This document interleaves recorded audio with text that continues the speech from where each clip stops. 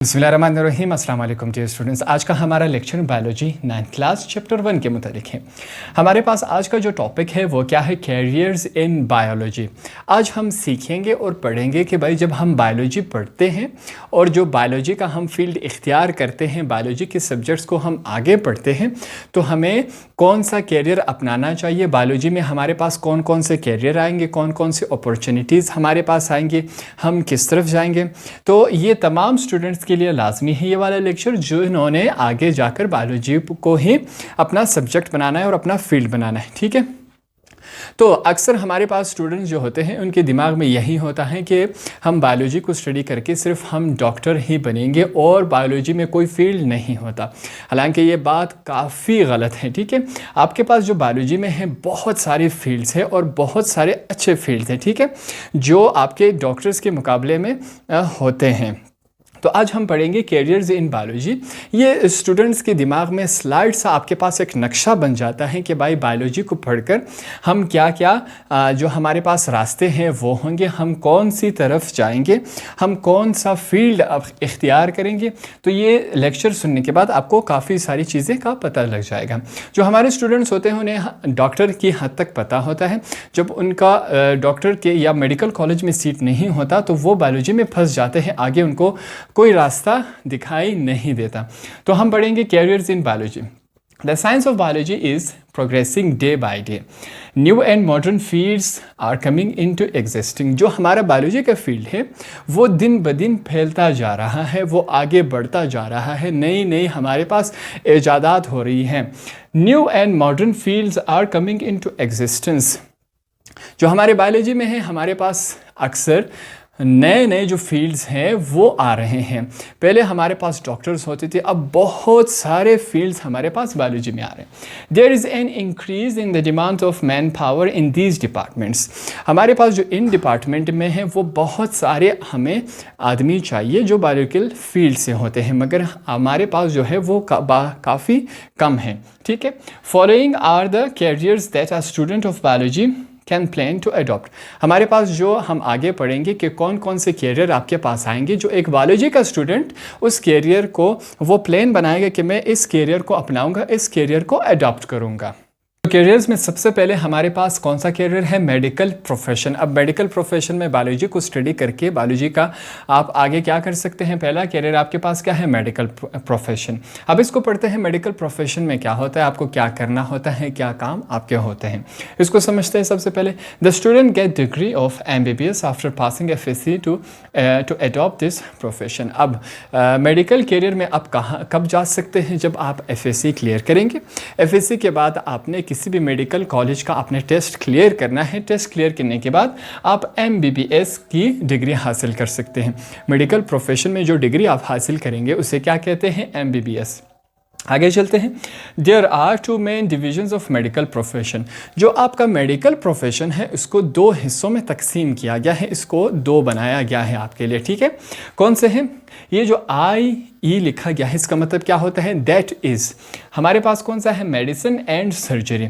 जो आपका मेडिकल जो होता है तो इसको दो हिस्सों में तकसीम किया गया है। इसे एक को कहते हैं मेडिसिन, दूसरे को कहते हैं सर्जरी। ठीक है, दोनों आप एक साथ नहीं कर सकते। आपको क्या करना होगा, या तो मेडिसिन का फील्ड में जाना होगा या आपको सर्जरी में। दोनों में आपको समझाता हूँ क्या होता है।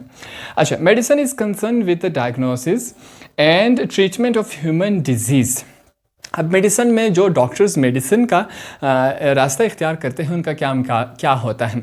अगर मैं आपको आसान अल्फाज में समझा सकूं, इन्हें क्या कहते हैं, फिजिशियन। कुछ डॉक्टर्स ऐसे होते हैं जिनके पास जब आप जाते हैं, आप कभी गए होंगे या घर में कोई गया होगा, तो वो डॉक्टर आपको चेक करता है और बताता है कि आपके अंदर ये वाला मसला है, तो फिर वो आपको दवाई लिख कर देता है। ठीक है, उस दवाई के ज़रिए आप ठीक होंगे। फिर से समझाता हूँ। मेडिसिन एंड अच्छा, medicine is concern with the diagnosis. ठीक है, medicine and treatment of human disease, वो आपके अंदर बीमारी बताता है और दवाई लिख कर देता है कि इस दवाई की मदद से आप ठीक हो जाएंगे। ठीक है, एग्जाम्पल क्या है, the diagnosis and treatment of malaria in a sick person. वो आपको बताएगा, जब आप डॉक्टर के पास जाएंगे वो आपको बताएगा कि भाई आपको मलेरिया है, फिर वो आपका ट्रीटमेंट करेगा दवाइयों के ज़रिए। ठीक है, ये क्या हुआ, दो हिस्से थे मेडिकल फील्ड के, एक मेडिसिन एक सर्जरी। मेडिसिन मैंने आपको बता दिया था कि ऐसा डॉक्टर होता है जो आपको चेकअप करता है और फिर आपका इलाज, पहले आपको बीमारी बताता है, फिर आपका इलाज, उसी बीमारी का इलाज किससे करता है, दवाइयों के ज़रिए करता है। आगे चलते हैं, हमारे पास दूसरा क्या है, surgery. Surgery is concerned with the repairing, replacement and removal of different body parts of human being. For example repairing of broken bones, kidney transplant और removal of appendix from human body. अब जो दूसरा हमारे पास क्या है वो है सर्जरी। अब सर्जरी क्या होता है, सर्जरी में काम क्या होता है, सर्जरी वाले डॉक्टर का काम क्या होता है, उसका काम होता है रिपेयरिंग, उसका काम होता है, फ़र्ज़ करिए आपको यहाँ पर कट लग जाता है तो वो ये सर्जरी के डॉक्टर का काम है। अगर आपने कोई चीज़ रिप्लेसमेंट करवानी है, कुछ लोगों को किडनी, यहाँ जो किडनी होती है वो आपकी ख़राब होती है या काम नहीं करती, तो फिर दूसरे किसी इंसान का किडनी उठा के यहाँ पर लगाई जाती है, तो ये काम कौन करता है, ऑपरेशन के ज़रिए होता है, सर्जरी के ज़रिए होता है, तो वो सर्जन करता है। ठीक है, या कोई आपसे कोई ऐसा जिस्म का आज़ा जो ख़राब हो चुका होता है, एग्जाम्पल हम देंगे जो आपका अपेंडिक्स होता है या आपका जो टॉन्सिल्स होता है, वो डॉक्टर ऑपरेशन के ज़रिए आपसे रिमूव कर देता है, डिफरेंट बॉडी पार्ट्स आपके रिमूव कर देता है, वो कौन करता है, सर्जन करता है सर्जरी के ज़रिए। एग्जाम्पल यहाँ पर क्या दिया गया है, रिपेयरिंग ऑफ ब्रोकन बोन्स, आपकी जो हड्डी टूट जाती है इसका इलाज ऑपरेशन के ज़रिए किया जाता है। किडनी ट्रांसप्लांट जो आपके मैंने किडनी का बताया, ठीक है, और रिमूवल ऑफ अपेंडिक्स, जब आपका अपेंडिक्स, तो ये तमाम काम ऑपरेशन के ज़रिए हो रहे हैं। ये किस फील्ड का काम है, सर्जरी का काम है। दो फील्ड हैं, मेडिसिन, मेडिसिन का काम क्या होता है, आपको चेकअप करता है, आपका बीमारी बताता है और दवाई के ज़रिए उसका इलाज करता है। सर्जन, सर्जरी का काम क्या होता है, ऑपरेशन करना, कोई भी चीज़ आपके जिस्म से कट करना या कोई चीज़ आपके जिस्म में लगाना, तो ये काम क्या होता है, किसका होता है, सर्जरी का होता है। तो इसी वजह से हमारे जो ऑपरेशन के डॉक्टर्स होते हैं वो अलग होते हैं, उन्हें सर्जन कहा जाता है। जो आपको चेकअप करते हैं, आम अस्पतालों में बैठे होते हैं और आपका चेकअप करते बताते हैं कि आपको ये बीमारी है और दवाई के ज़रिए उसको सॉल्व करते हैं उस मसले को, तो वो क्या होते हैं, फिजिशियन होते हैं, उनका वो मेडिसिन से ट्रीटमेंट करते हैं। तो ये आपका क्या है, प्रोफेशन, मेडिकल प्रोफेशन हुआ। ये वाला जो हिस्सा है ये भी उसी पार्ट का है, ठीक है, मेडिकल प्रोफेशन के, ये उसके नीचे आ जाएगा। ठीक है, अब आगे चलते हैं। After the completion of MBBS the student of medicine में specialise in a particular field like eye specialist, heart specialist, ETC वगैरह वगैरह। जो हमारे पास MBBS को स्टूडेंट होंगे, जो मेडिसिन के स्टूडेंट होंगे, जब वो अपना MBBS कंप्लीट करेंगे तो वो एक स्पेशलाइजेशन कर सकते हैं किस में। अब एग्जांपल्स मैं आपको समझाऊंगा। जब हमारे पास आंखों के डॉक्टर अलग होते हैं, दिल का डॉक्टर अलग होता है, तो इस तरह हर चीज़ के डॉक्टर अलग अलग होते हैं। ठीक है, तो हमारे पास जब मेडिसिन वाले, मेडिसिन फील्ड वाले जब हमारे पास MBBS कंप्लीट करेंगे तो वो किसी एक में स्पेशलाइजेशन कर सकते हैं। एग्जांपल क्या देंगे, या तो वो आई स्पेशलिस्ट बनेंगे या हार्ट स्पेशलिस्ट बनेंगे, ठीक, या स्किन के होते हैं, बालों के, तो हर एक का डॉक्टर अलग अलग होता है। ठीक, इसी तरह the student of interested in surgery में specialise in different fields like general surgery, neuro surgery. जो हमारे पास सर्जरी के स्टूडेंट होते हैं, जब वो अपना MBBS कंप्लीट करेंगे तो वो भी स्पेशलाइजेशन कर सकते हैं। किस में, एग्जांपल देंगे जनरल सर्जरी, जनरल सर्जरी में वो कोई भी ऑपरेशन कर सकता है। ठीक है, और न्यूरो जो आपके होता है नर्वस सिस्टम, आपके दिमाग के जो स्पाइनल कोड है, ये तमाम चीज़ें वो देखता है। वो कौन देखता है, न्यूरो सर्जन। तो वो इनमें से किसी में भी स्पेशलाइजेशन कर सकता है, बहुत सारे होते हैं, हम एग्जांपल एक और दो के ही देंगे। तो हमें मेडिकल प्रोफेशन के बारे में थोड़ा सा आइडिया बन गया, थोड़ा हमारे दिमाग में इसका खाका बन गया कि हम मेडिकल फील्ड में क्यों जाएं, इसके क्या फ़ायदे होंगे और इसमें कौन कौन से फील्ड्स हमारे पास मौजूद हैं। तो बायोलॉजी में हम सेकंड करियर क्या चूज़ कर सकते हैं, हमारे पास क्या है, फिशरीज़। अब फिशरीज़ जो है वो वर्ड से आपको अंदाज़ा हो रहा होगा कि फ़िशरीज़ में हम किस बारे में बात करें, हम फिशेस के बारे में बात करें। समुद्री जितने भी हमारे पास जानदार होंगे उनसे रिलेटेड हम बात करेंगे। अब हमारे पास क्या है, the study of production of all those animals on commercial scale which are obtained from sea और रिवर्स इज कॉल्ड फिशरीज़। समंदर से या दरियाओं से जितने भी हमारे पास खाने के लिए जो एनिमल्स आते हैं, जिन्हें हम कमर्शियली तौर पर उनको बेचते हैं, इनकी ख़रीद व फ़रोख्त होती है, उनकी बिज़नेस होती है। तो उस बारे में जितनी भी हम स्टडी करेंगे उसे हम क्या कहेंगे? फ़िशरीज़। एक दफ़ा फिर समझ लेते हैं फ़िशरीज़ हमारे पास क्या होता है, इसमें हमारा ये कौन सा फील्ड होता है, हमारा काम क्या होता है। फ़िशरीज़ में समंदर के अंदर और दरिया के अंदर जितने भी खाने की, जिसमें मछली हो गई, झींगे हो गए, खेकड़े हो गए, वगैरह वगैरह, ठीक है, ये जितने भी चीज़ें हैं जिनको हम समंदरी बेस से उठाते हैं, इनको बेचा जाता है कमर्शियली वाइज, ठीक है, बहुत बड़ा बिजनेस है इसका। तो इस बारे में जब हम स्टडी करेंगे तो उसे क्या कहते हैं? फिशरीज़ कहते हैं। ये फील्ड हमारा उस साइड का है। इसका एग्जाम्पल लेंगे। एग्जाम्पल क्या है? Fish, prawns, lobster, etc। मछली हो गई जैसे, प्रॉन्स झींगे को कहते हैं, ठीक है, लॉबस्टर केकड़े को कहते हैं। तो ये तमाम चीज़ें जो होती हैं इंसानी खाने में इस्तेमाल होते हैं, इंसान इनको खाते हैं। तो आगे चलते हैं। Fisheries biologists work to increase the quality and quantity of sea and river foods. अब इसमें आपका क्या काम होगा? देखिए, फिशरीज जो डिपार्टमेंट होता है, जिस अगर आप इसको चूज़ करेंगे तो आपका ये काम होगा, जो समंदर के अंदर जितनी भी हमारे लिए खाने की होती है चीज़ें, जैसे मछली हो गई, प्रॉन्स हो गए, लॉबस्टर हो गए, वगैरह वगैरह, तो इन तमाम चीज़ों का आपने ख्याल रखना है। इनकी क्वांटिटी बढ़ानी है, इनको तादाद में ज़्यादा रखना है और इनकी क्वालिटी अच्छी करनी है। अब ये आप कैसे करेंगे? देखें, फ़िशरीज़ डिपार्टमेंट जो होता है वो ख़ास टाइम देता है कि भाई इस टाइम में आप मछली का शिकार कर सकते हैं, इस टाइम में आप मछली का शिकार नहीं कर सकते। क्यों नहीं कर सकते? क्योंकि इस टाइम मछलियाँ ब्रीडिंग करती हैं। तो ब्रीडिंग में जब वो अपनी प्रोडक्शन ज़्यादा करती हैं, ठीक है, बच्चे पैदा करते हैं एक्स के ज़रिए, तो इस टाइम में फ़िशरीज़ डिपार्टमेंट जो होता है वो शिकार करने की इजाज़त नहीं देता, ठीक है। फिर वो शिकार करने की इजाज़त भी देता है, फिर वो ज़्यादा तादाद में शिकार करने की इजाज़त नहीं देता, ठीक है। तो ये तमाम काम किन के होते हैं? ये तमाम काम फ़िशरीज़ डिपार्टमेंट के होते हैं। अगर आप बहुत ज़्यादा तादाद में शिकार करेंगे तो उनकी तादाद कम रह जाएगी, तो क्वांटिटी भी कम रहेगी और क्वालिटी भी दोनों मछलियों की जो हम सी से उठाते हैं वो हमारे पास कम रहेगी। Fishery professions can be adopted by student after getting master degree in marine science and bachelor degree in fisheries. अब हम फिशरीज़ डिपार्टमेंट में किस तरह जा सकते हैं, फिशरीज़ की डिग्री हम किस तरह ले सकते हैं, इस कैरियर को हम कैसे अपना सकते हैं। जो फिशरीज़ प्रोफेशन है इसको अपनाने के लिए, इसको अडॉप्ट करने के लिए स्टूडेंट को क्या करना पड़ेगा? मास्टर डिग्री उसको लेनी पड़ेगी मरीन साइंसेज में। अब मरीन किसे कहते हैं? मराइन भी कह सकते हैं, मरीन भी कह सकते हैं। जो आपका समंदर होता है, ठीक है, उसे हम क्या कहते हैं? मरीन कहते हैं। या आगे आपको याद रहना चाहिए, जो समंदरी जितने भी आबो हयात होती हैं जिनके बारे में हम स्टडी करते हैं उसे हम क्या कहते हैं? मरीन भी कहते हैं, ठीक है। तो अगर आपको प्रोफेशन इख्तियार करना है फ़िशरीज़ का तो आपको क्या करना होगा? मरीन साइंसेज में आपको मास्टर करना होगा, मास्टर्स करना होगा, या फिर आपको बैचलर डिग्री इन फ़िशरीज़ करनी होगी। या दो काम करने होंगे, या तो आपने मरीन साइंसेज में मास्टर करना होगा। मास्टर 16 क्लासेस जब आपके मुकम्मल हो जाते हैं, 16 साल आपके तालीमी इदारे के कंप्लीट हो जाते हैं। बैचलर डिग्री इन फ़िशरीज़, बैचलर किसे कहते हैं? जब आपके 14 साल 14 ईयर्स जब आपके कंप्लीट हो जाते हैं तो उसे कहते हैं बैचलर्स, या आपको बैचलर्स इन फिशरीज़ करना पड़ेगा। तो ये फिशरीज़ के बारे में थोड़ा सा खाका है ताकि आपको समझ आ सके। हमारे पास बायोलॉजी का अगला जो कैरियर है वो क्या है? एग्रीकल्चर। अब एग्रीकल्चर के बारे में समझते हैं कि भाई इस फील्ड में हमारा क्या काम होगा, इसके फ़ायदे क्या हैं और ये हम कैसे करेंगे। तो इसको पढ़ते हैं। सबसे पहले क्या है? It is an important field because it basically deals with a human field. अब ये सबसे ज़्यादा इम्पोर्टेंट जो है वो एग्रीकल्चर है बायोलॉजी में, जब अगर हम कैरियर को अगर इख्तियार करें। अब ये एग्रीकल्चर सबसे इम्पोर्टेंट क्यों है? क्योंकि एग्रीकल्चर का डायरेक्ट ताल्लुक आता है इंसान की खुराक से, ठीक है। हमारा जितना भी खुराक आता है वो कहाँ से आता है? एग्रीकल्चर से आता है। अब एग्रीकल्चर से कैसे आता है? Agriculture is the cultivation of plants for food, biofuel, fibre and other product use to sustain human life.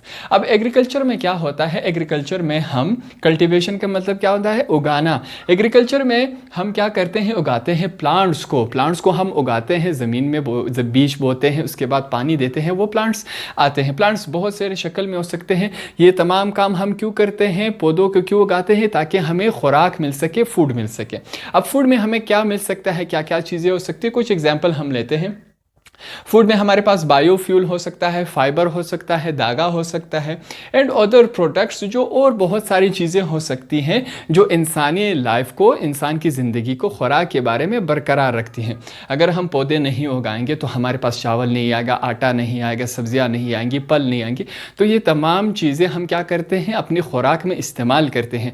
तो ये तमाम चीज़ें हमारे लिए बहुत लाजमी होती हैं और ये तमाम चीज़ें किसके साथ ताल्लुक़ रखती हैं, एग्रीकल्चर के साथ। आगे चलते हैं।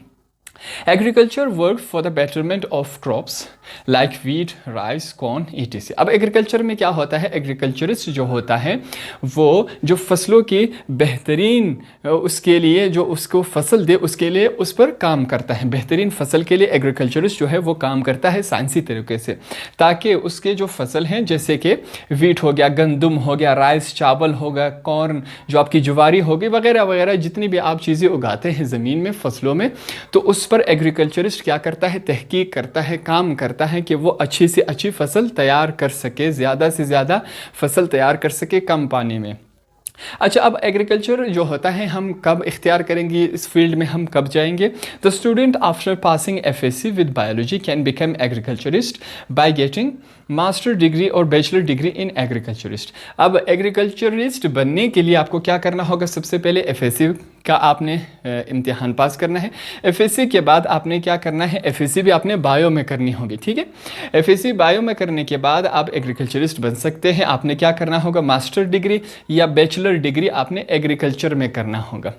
तो एग्रीकल्चर के बारे में थोड़ा सा हमारे दिमाग में खाका बन गया कि भाई जितने भी हमारे पास फसलें तैयार होगी, जिसमें चावल है, गंदम है, ज्वारी है, फ्रूट है, सब्जियां हैं, जितनी भी चीज़ें हमारी फसलों में उगती हैं वो तमाम इंसानी खुराक के लिए बनती हैं। अब ये सबसे इम्पोर्टेंट है, अगर हमारे पास खुराक नहीं होगा तो इंसान ज़िंदा नहीं रहेगा।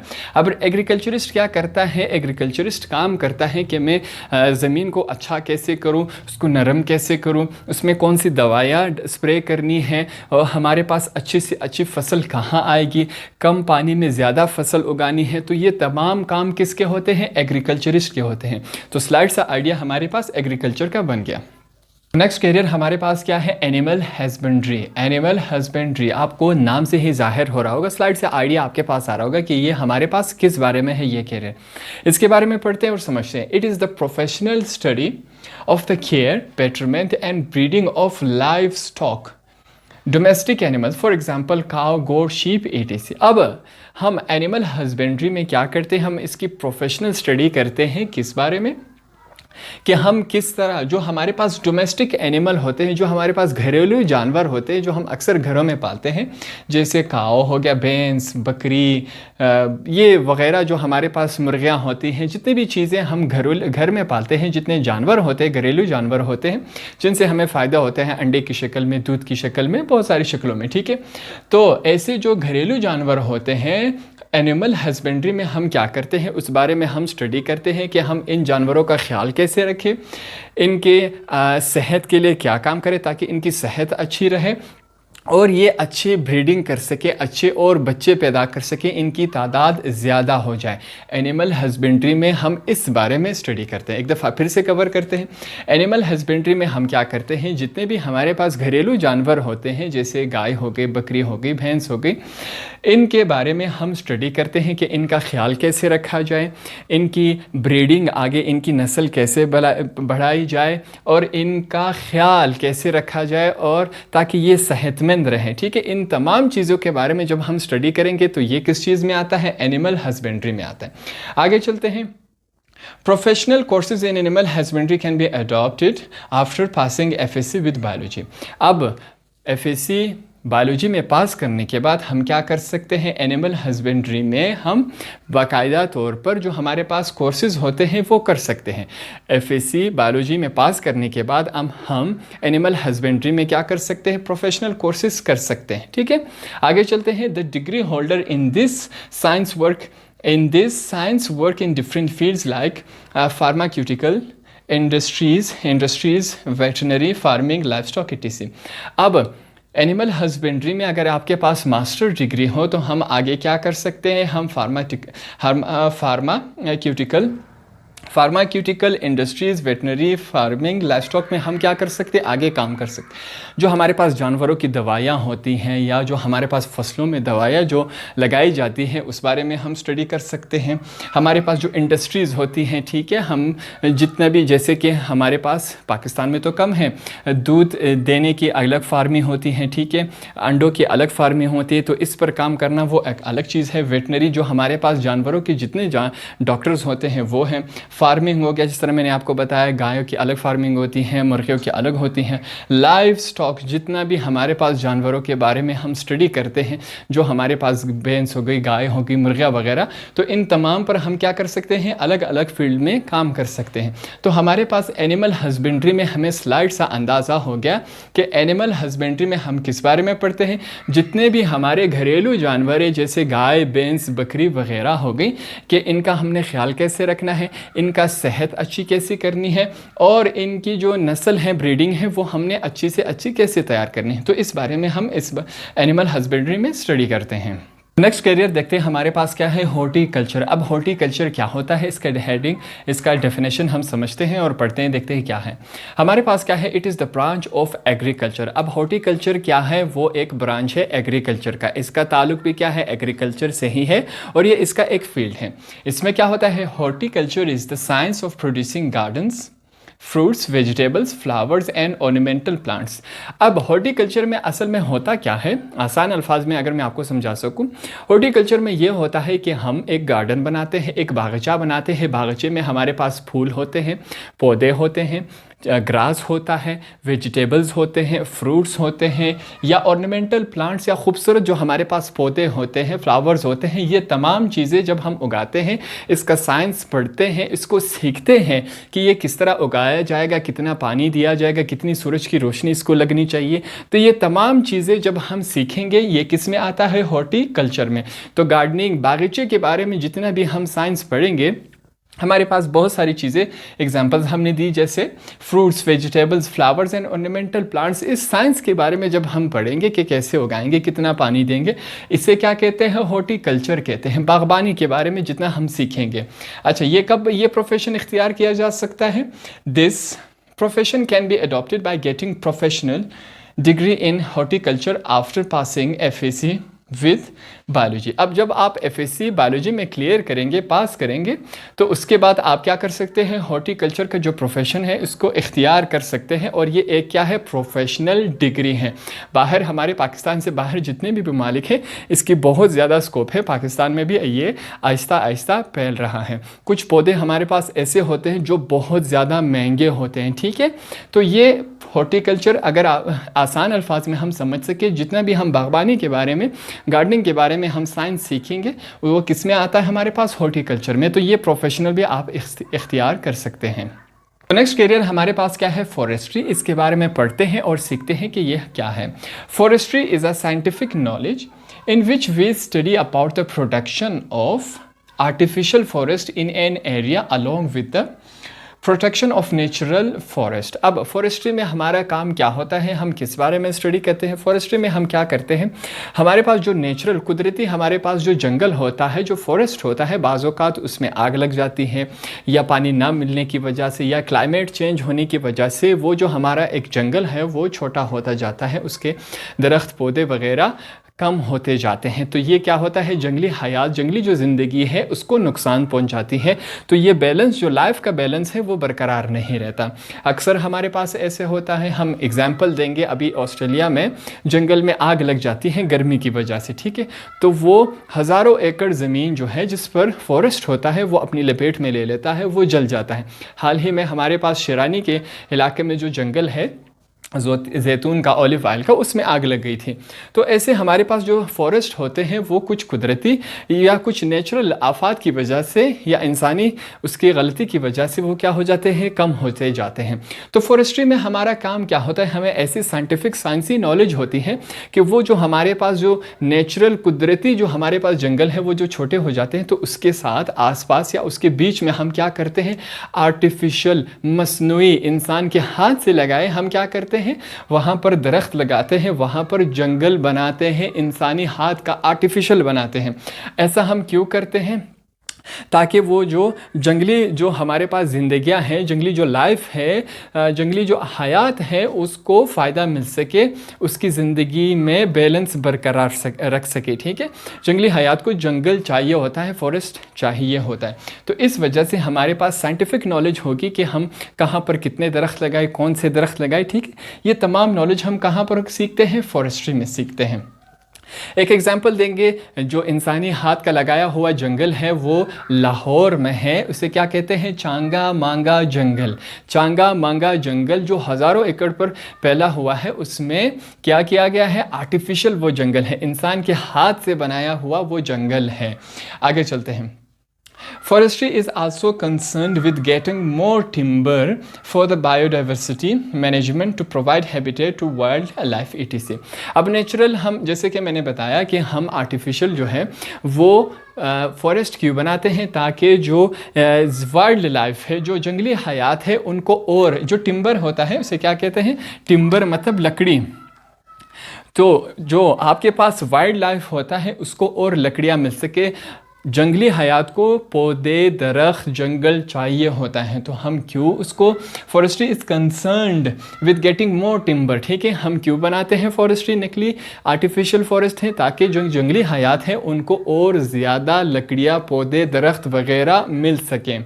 ठीक है, आगे चलते हैं। Professional degree can be obtained in forestry after passing BSc with zoology and botany. अब फॉरेस्ट्री की प्रोफेशनल डिग्री हम कब हासिल कर सकते हैं? जब हमने BSc zoology या बॉटनी में कर रखी हो, तब जाके हम फॉरेस्ट्री में क्या कर सकते हैं? प्रोफेशनल डिग्री उसकी हासिल कर सकते हैं। तो फॉरेस्ट्री के बारे में हमें स्लाइड सा उसके हमारे दिमाग में खाका बन गया कि ये क्या होता है, क्यों करते हैं हम, इसके फ़ायदे क्या होते हैं। ठीक है, तो मैंने आपको थोड़ा सा समझा दिया था कि इंसान जब अपने हाथ से आर्टिफिशियल जंगल लगाता है किसी भी नेचुरल जंगल के पास, उसको हेल्प आउट करने के लिए, तो ये तमाम साइंटिफिक काम हम कहाँ करते हैं, कहाँ सीखते हैं? हम सीखते हैं फॉरेस्ट्री में। अब जो नेक्स्ट हमारे पास कैरियर है वो क्या है? बायोटेक्नोलॉजी। अब बायोटेक्नोलॉजी के बारे में पढ़ते हैं और सीखते हैं कि ये क्या होता है। It is the combination of biology and technology. ठीक है, बायोलॉजी और टेक्नोलॉजी को जब हम एक साथ मिलाएंगे, एक साथ पढ़ेंगे, तो हमारे पास क्या बनेगा? बायोटेक्नोलॉजी।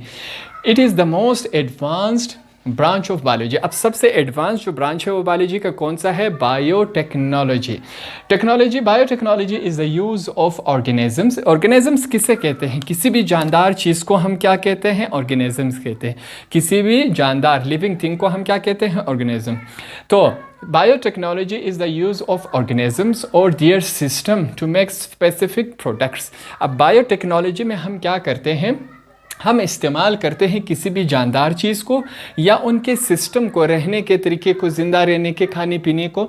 हम बायोटेक्नोलॉजी में हम किसी जानदार को या उनके ज़िंदा या उनके सिस्टम को हम इस्तेमाल करते हैं किसी भी स्पेसिफिक प्रोडक्ट को बनाने के लिए। ठीक है, एग्जाम्पल हम कैसे देख सकते हैं? एंटीबायोटिक्स में इस्तेमाल हो सकता है, किसी भी जानदार को वो लिया जा सकता है, जो आपकी दवाइयों में होता है, एंटीबायोटिक्स में हम इसको इस्तेमाल कर सकते हैं। The products are useful for other organisms. ठीक है, एक जानदार से कोई चीज़ बनाई जाती है तो वो किसी और जानदार के लिए क्या होती है? यूज़फुल होती है, उसके लिए मदद साबित करती हैं। आगे चलते हैं, हमारे पास क्या है? Professional courses in biotechnology can be adopted after passing FSc और BSc विद बायोलॉजी। अब बायोटेक्नोलॉजी में हम इस फील्ड को कैसे इख्तियार कर सकते हैं? अगर हम FSc और BSc, ठीक है, faculty of science, bachelor in science में अगर हम बायोलॉजी में करें, तब आगे जाके हम क्या कर सकते हैं? बायोटेक्नोलॉजी के फील्ड को इख्तियार कर सकते हैं। तो बायोटेक्नोलॉजी क्या हो, इसको सम अप करते हैं। थोड़ा सा आइडिया हो गया हमारे पास कि बायोटेक्नोलॉजी में हम बायोलॉजी और टेक्नोलॉजी को एक साथ पढ़ते हैं। इसमें हम क्या करते हैं कि किसी भी जानदार चीज़ से या उनके जो हमारे पास जो उनका सिस्टम होता है उनको इस्तेमाल करके कोई स्पेसिफिक प्रोडक्ट बनाया जाए और वो प्रोडक्ट एक दूसरे जानदार के लिए क्या हो? यूज़फुल हो। तो बायोटेक्नोलॉजी में हम ये काम करते हैं। तो हमारा इस तरह आपको ये तमाम कैरियर्स आपने पढ़े होंगे। अब आपको आइडिया हो गया होगा कि हमारे पास बायोलॉजी में बहुत सारे कैरियर्स अपॉर्चुनिटीज़ हैं, हमें कौन सा इख्तियार करना चाहिए, कौन से कैरियर में हमारे पास कौन से रास्ते हैं। काफ़ी हद तक आपको अभी अंदाज़ा हो गया होगा। तो हमारा इस तरह ये वाला लेक्चर भी कंप्लीट हुआ।